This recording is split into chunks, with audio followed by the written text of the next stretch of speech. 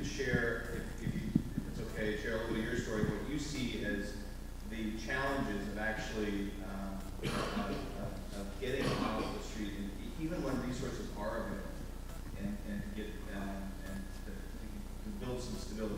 Yeah. Well, my personal experience was that, I ran into some trouble when I was in my teens. Started using alcohol young, and that started a downward spiral. Piece by piece, my life fell apart. And I wound up on the street in Petaluma at the age of 28. So I wasn't too far out of the transitional age category at that point in time. Didn't know anybody in town. Had no idea where to find food, shelter, services. I didn't know what a soup kitchen was. I walked around town the first 5 days that I was in Petaluma, literally starving. And if it wasn't for a kind man in Walnut Park in the middle of town that told me that there was a kitchen about a quarter of a mile down the street, I probably would have walked out into traffic and just ended it then, instead of going on starving. So your initial experience as a person in homelessness is one of extreme despair, confusion, loneliness, depression. You don't know who to turn to. If you don't have family or friends nearby to help you, it's an extremely degrading, lonely experience.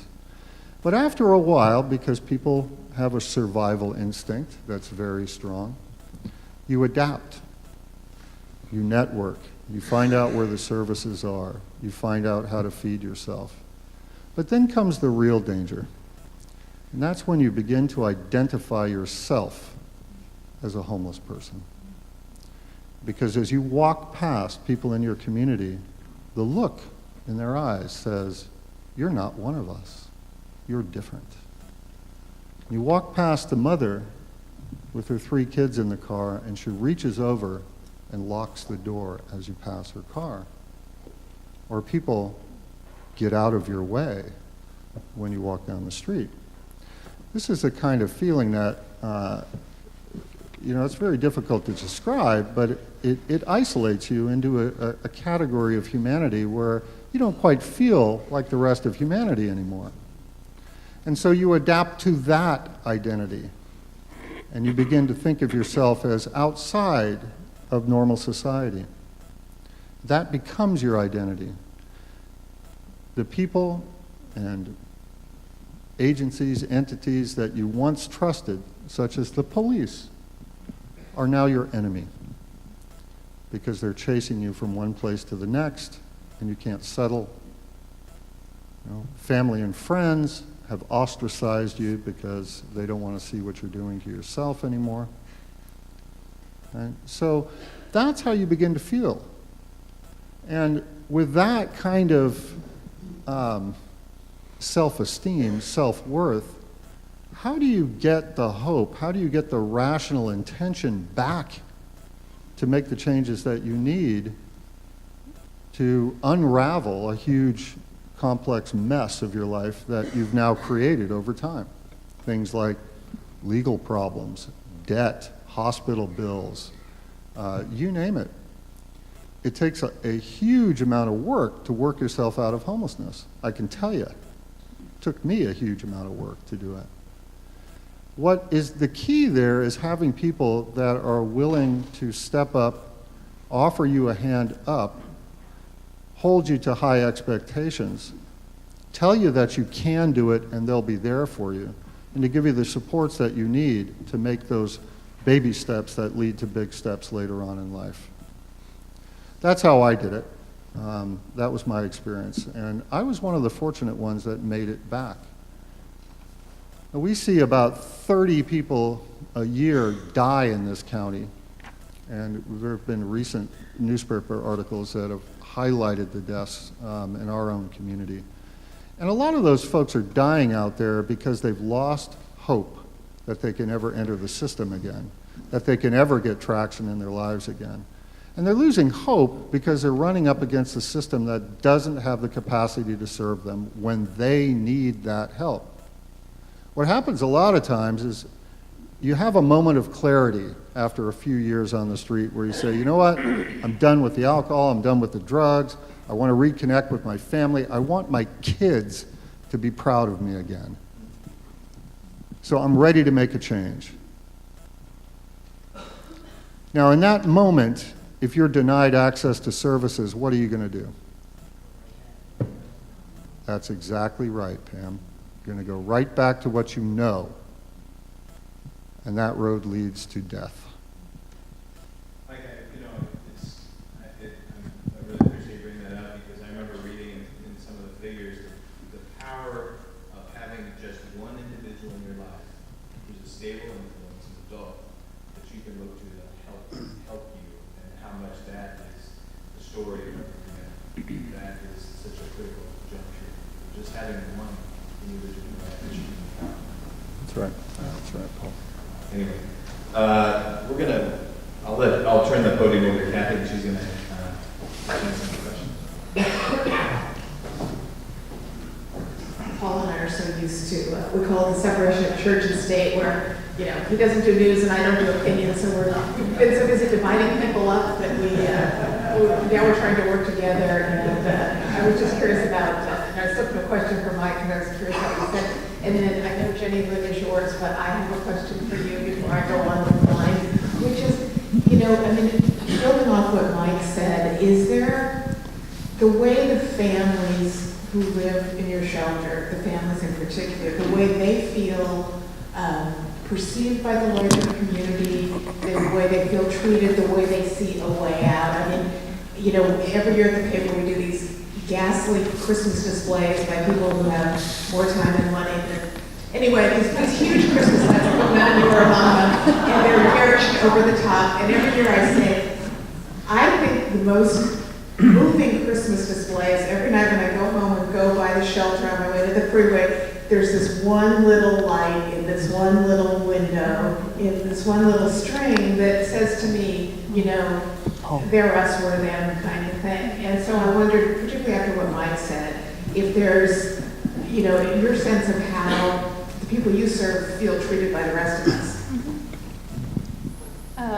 Absolutely, there's definitely, there's this sense of loss and shame about being homeless, and especially when they have to enter a shelter. And for families, it's even harder, because these are parents who are trying to do the best thing they can for their kids, and they now are in a shelter. And so they feel that extra sense of, despair about their situation. I can't tell you how many people come to us and are, embarrassed and, don't want to leave and don't want to be seen walking in front of the shelter for fear of being associated with it. And, people who, they tell us about times that, they were encountered with somebody and looked down upon or made fun of. And it's even harder with the kids. Just recently we had a teen who was in our shelter, and somehow the other kids in his school found out he was in the family shelter. And he was bullied so much, we had to pull him out of that school and get him into another school. And he's there through no choice of his own. He's just a teen trying to do the best thing he can for himself. And he was bullied for it. And we all know there's social issues just with bullying in and of itself. And a lot of the people we serve come through with no hope. The kids come in, they are forlorn, they don't talk to people, they don't look at people, and they don't want to engage in anything because they're not sure what's going on. But once they start to see the community, volunteers coming in to help with this situation, people who don't judge, people who are wanting to help them, you slowly start to see these beautiful, wonderful personalities, both in the children and the adults, that want to, be contributing members of society. And I can't tell you, my favorite moments in our shelter is when a mom or a dad comes to us and says, I got my first interview. And then we stop everything we're doing and we have a little party in the hallway. And because it's a time to celebrate them. And once we have a hire and hire program where we get people professional interviewing clothes so that they can go out there and compete in today's job market and any other person has the right to do. And we got one gentleman a suit, and I saw him one day and I said, oh, you got a job interview today? And he said, no, I just like wearing this. And he said, and then what he said was, people treat me differently when I'm dressed like this. He didn't want to be associated with homelessness, and he dressed so that people wouldn't know that he was homeless. And so the shame that when people first come to our doors is one of the first things we try to break down, to let them know that they have worth and value in their own lives and in our community. And that's why people that come in, hang the Christmas lights at our shelter, do special events for them, help restore their dignity every single day. More and more it builds. That's great. I mean, I know I've coached with panelists, Paul. I'll go back to mine, but I just couldn't help but ask. It helps understand. Hank, you know, you're police chief, and then before that, you worked the streets of the community. Just tell us about the way homeless people come in contact with the police. I mean, Mike talked about it a little bit. I mean, sort of what have you seen that the rest of us should know about? Well, I think you know, kind of stated it well. It's the intersection between homelessness and the police. Contrary to popular belief, the police cannot solve homelessness, and the jail is not a shelter. Unfortunately, if you don't feel you have anybody else to call when you have an issue when it comes to homelessness, the police is the first call you make. And that's for almost anything related to homelessness. It's a business that has somebody sleeping in the doorway, or it's the camp that's going up in the creek behind your home, or a lot of the aspects that, quite frankly, are kind of a community problem that the police department is a partner in. And to be honest with you, we have partnerships with almost everybody on the panel here and some of the community-based organizations out in the group here tonight. And the way to solve it for us is really kind of, we got to wrap some of those services around some of the issues concerning homelessness. The police play a major part in that, in dealing with some of the quality of life issues that go on a daily basis. We run into problems all the time with business associations and these kinds of things that are dealing with kind of that ongoing problem. Tourism industry in Sonoma County is big. It becomes a problem. How the police get involved is, you know, we can't, since homelessness is not a criminal act, some of the behaviors that the panel talked about become criminal acts, either under the influence of drugs and alcohol. Certainly on Christmas, we experienced, you know, a significant criminal act in a homicide that occurred on Christmas morning. But just being homeless is not a crime. So it's difficult when we get these calls for service that we're trying to deal with. And I think many of the panelists have pointed out how much is out there for law enforcement to refer them to. How much. As a matter of fact, I had a community-based organization came in and talked to us about beds, and it was beds for aging out foster care children. 8 beds.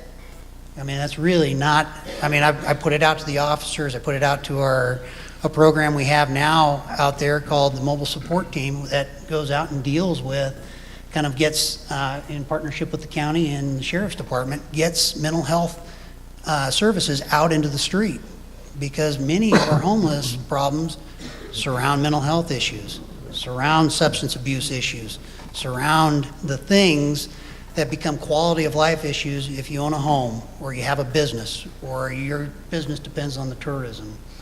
So for us, we deal, I mean, the creeks become a huge issue when you're hiking on the creeks and there's homeless camps going up.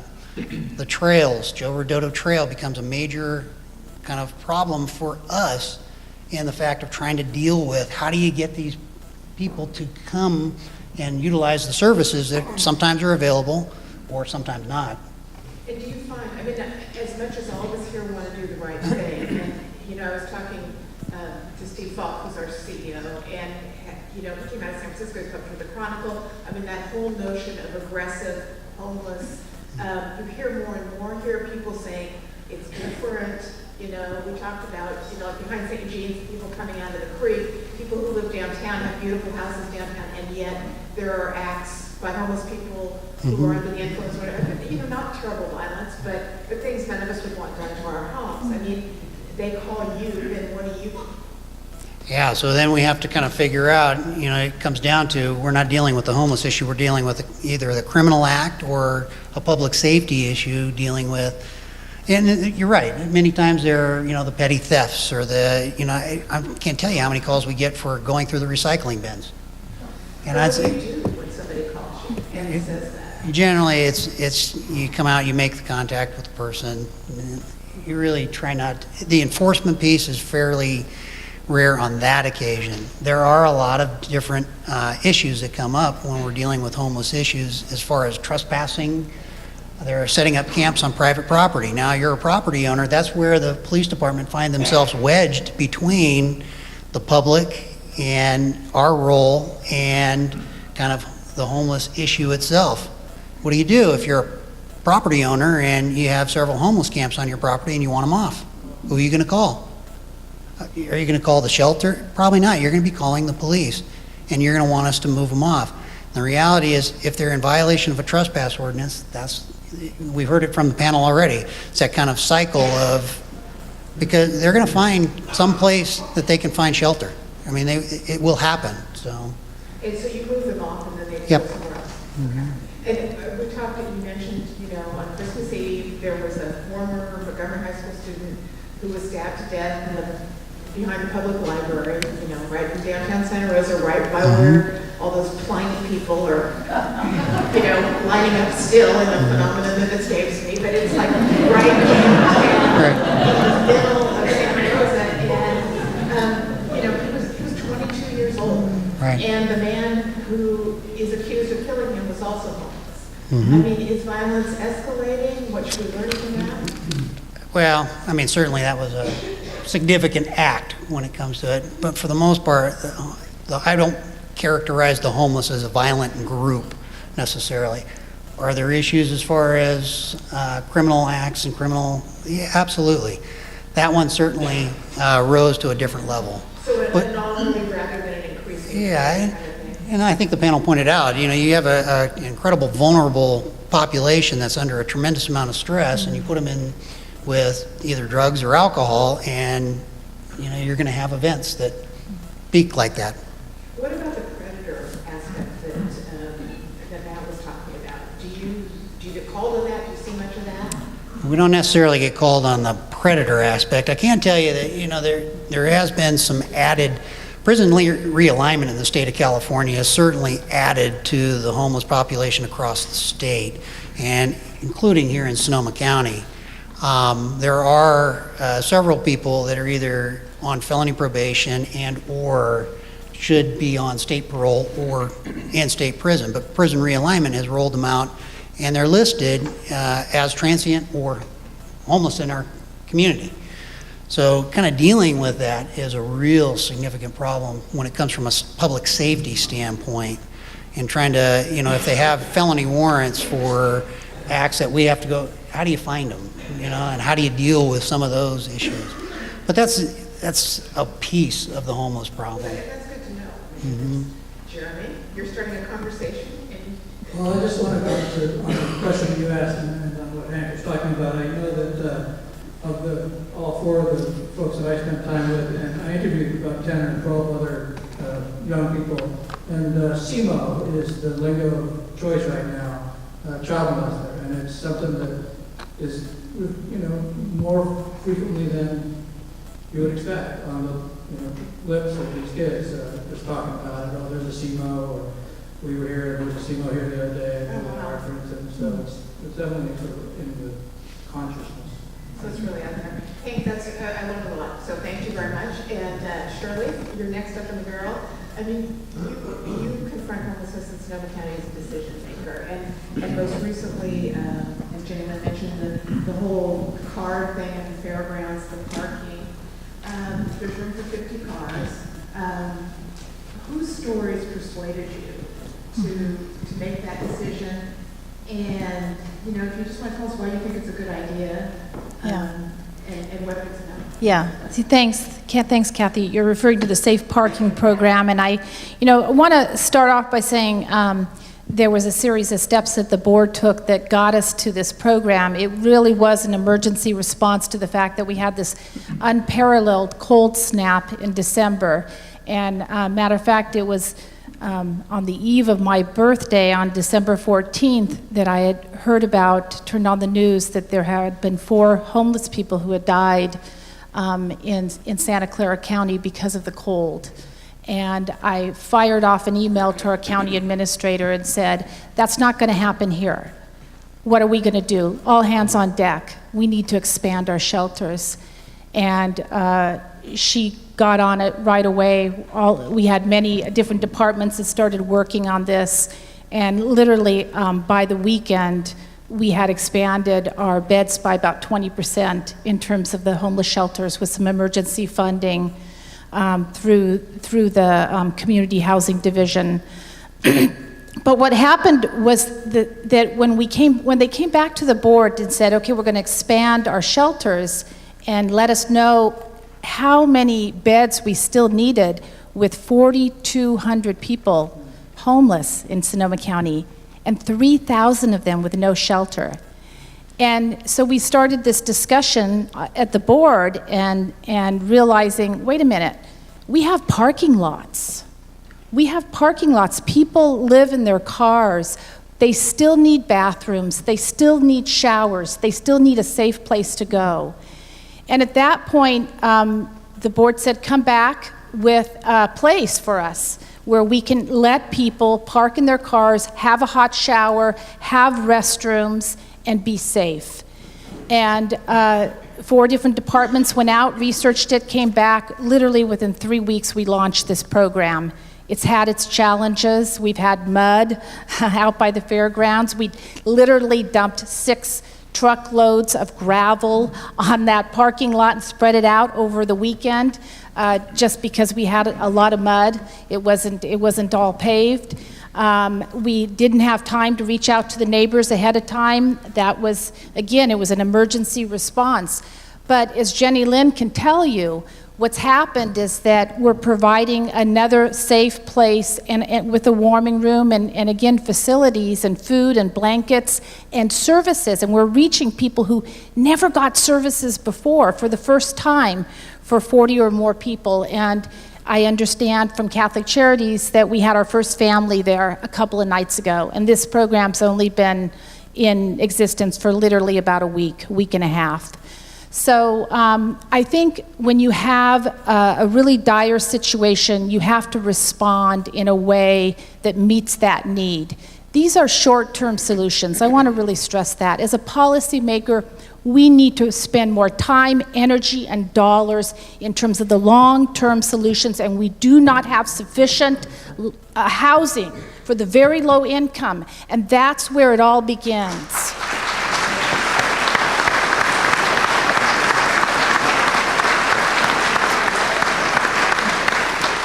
You know, I saw David Grable sitting over here, and about 12 years ago, he sued the county because we weren't providing enough affordable housing units, and worked with him for many years with HAG.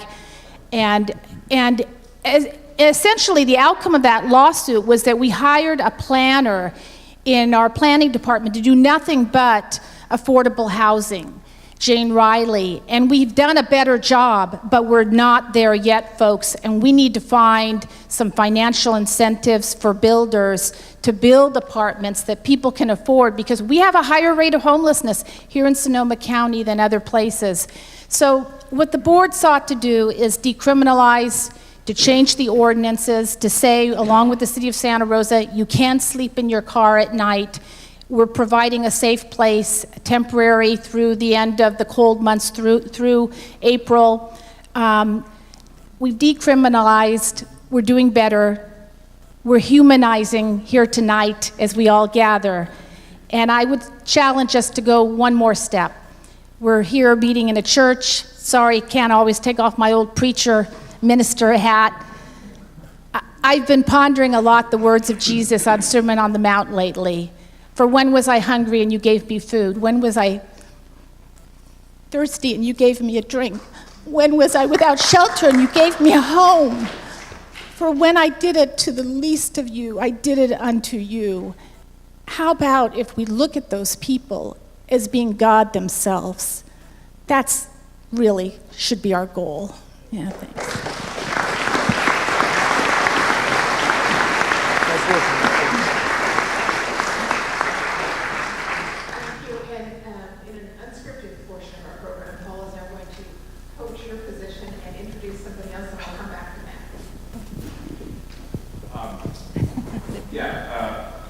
We'll come back to our panelists. We want to hear from everybody. This is a really good discussion, and I think it's very powerful.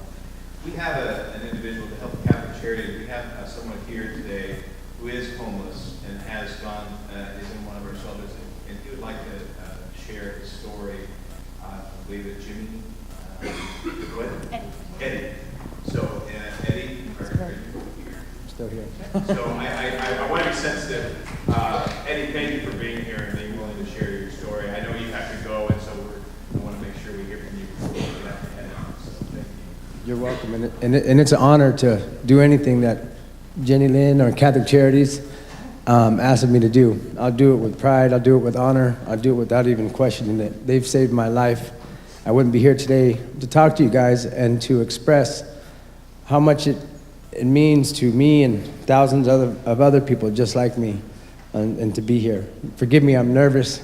I'm about to cry after what she just said. I just want to thank all the people, all the community, coming together as human beings in this community and as part of this world to be able to smash out homelessness and be able to provide safe shelters and homes for people just like me and you. Okay, bear with me. So, only if I had known Catholic Charities when I was a young man, they may have saved me from making some of the mistakes I've made in my life. But I believe everything happens for a reason, and I'm just grateful that Catholic Charities came into my life when it did. I was really low when I first came through their doors. I had made a lot of mistakes in my life, trying to cover up the fear and pain I experienced as a young man. You see, when I was just 22, I got shot in the back while I was standing at a payphone. I almost died. But the paramedics and doctors were able to save my life. The troubling thing is, I never found out who shot me. Ever since I've been afraid of my would-be killer trying to come back and finish the job. I tried everything to cover up my fear. I tried to become as intimidating as possible. I worked crazy hours so I'd be too exhausted to think, and ultimately I turned to substance abuse. Everything to cover up my fear. Eventually, I lost everything that was important to me and found myself homeless. That's when my sister told me to come to Catholic Charities. When I first walked in the doors at Sam Jones Hall, which is Catholic Charities shelter for adults, I expected to feel that same fear creep up on me. But instead, I felt like I was coming home to my mom and dad's house. You know, that feeling that everything is going to be okay. You're safe, they love you no matter what, and the food is really, really good. You know, many people have tried to help me throughout my life, but the staff at Catholic Charities is different. They respect me. They believe in me. I call them my CC angels. I can't tell you how much they've done for me. In addition to basic necessities like a roof over my head and food on the table, they gave me my self-confidence back. I had bad teeth, and I was so embarrassed that I never ever smiled. Catholic Charities arranged for a dentist to fix my teeth. So now I have the best smile in Sonoma County.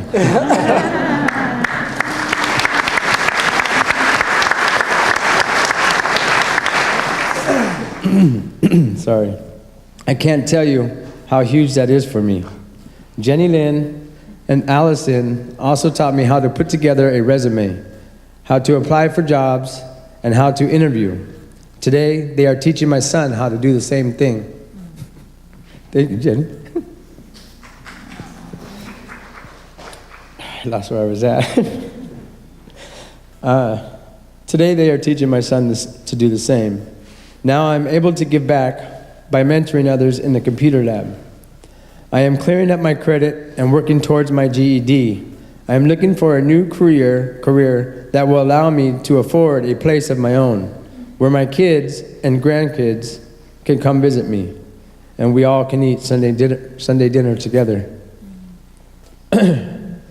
At the end of the day, I would say the most important thing Catholic Charities did was they became like a family to me. At a time when I had burned most of my bridges and had no one who cared about me, they came and supported me and made me feel like I mattered. That's why I call them my CC Angels. Thank you, guys. I just want to say that every free moment in my life, every hour, every minute that I have to give back, I give it to Catholic Charities. I mentor in the computer lab that they have to open for the public for those who don't have internet access to come and work on resumes, job search, and housing search. I help in the kitchen. I help at the front desk. Wherever they say they need me, I'm there. If they say jump, I say hi. Catholic Charities is a blessing to me and to thousands of other people just like me, and for those who are going to endure homelessness in the future. I'm just going to say the future it looks kind of grim for the way the world is going today. So there's going to be a lot of challenges, a lot of trials and tribulations in our life in the future to come for our children and grandchildren. And places like this, Catholic Charities, is there to help out in those situations. You've got a great smile and you've got a great story. And I can't tell you how much we appreciate you coming tonight. Just, Thank you.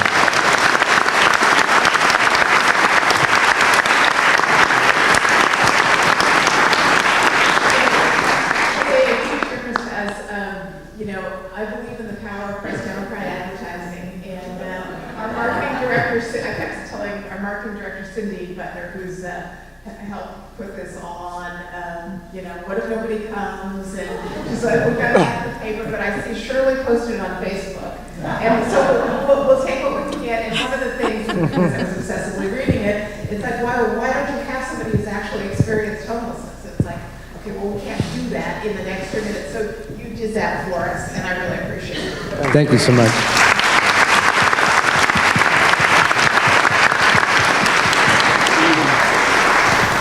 I'm going to go quickly to you because you've already told us really eloquently about, a little glimpse of what when you and I were talking, you described as young people's lives hanging in the balance every day. And you're out there on a daily basis with homeless youth, and you see it, and you give us some sense of how it's changed. But now you've been given more authority, and you're going through the public hearing process to create what's called the Dream Center, and offer homeless youth long-term housing. I know it's in the middle of the process, and I went to the first hearing and saw that debate a bit. And from your perspective, what's that project entail, and in what way do you think it would really change our community? Thank you, Kathy. When we look at the opportunity that the SAY Dream Center could be for our community, it's something very special. But I think it starts with who we are now as social advocates for youth. Actually, SAY is the Dream Center now, largely. Our administrative offices, our fund development offices, our counseling, youth employment, and education offices already exist. They exist over at our office on Airway Drive. What we're talking about now is taking those services, moving them from Airway Drive over to the former Warwick Hospital building on the corner of Hohen and Summerfield. And this has been a really important community conversation. We've learned a lot. And what I think one of the best byproducts of this conversation has been is to be able to be in front of you today. Because again, I think a few times, and I think it's been a common thread throughout this dialogue this evening, is the humanization of what we're really talking about. For example, Jeremy, right? And Jeremy talked about Jeremy a little bit. Jeremy has moved out of his tent, okay? He has actually moved into Tamayo Village, where he is renting an affordable housing unit there and working at a restaurant downtown and is going to the JC. Fantastic.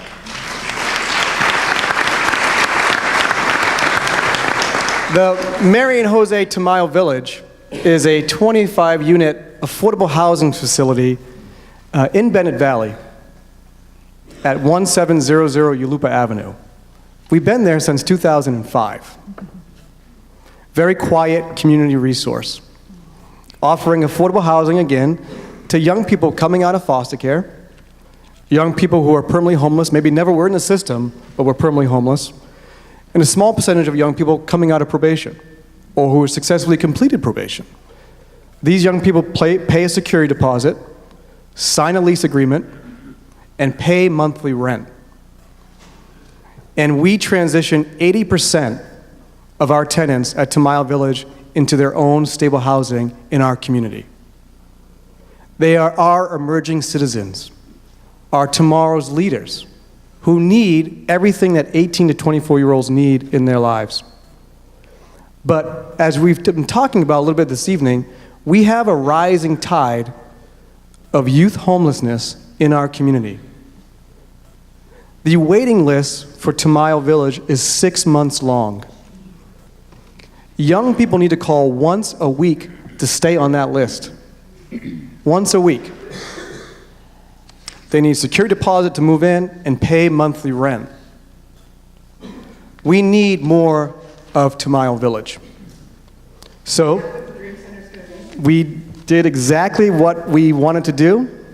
We found out about the old Warwick Hospital building, sitting there vacant since 2008, with rooms, with bathrooms in them, with beds sitting empty, while we have 1,128 homeless youth on the streets of Sonoma County. You walk through those hallways and you say, what? What can we do here? With a little imagination, creativity, innovation, together as a community, what can we do here? We're doing it around the corner with 25 affordable housing units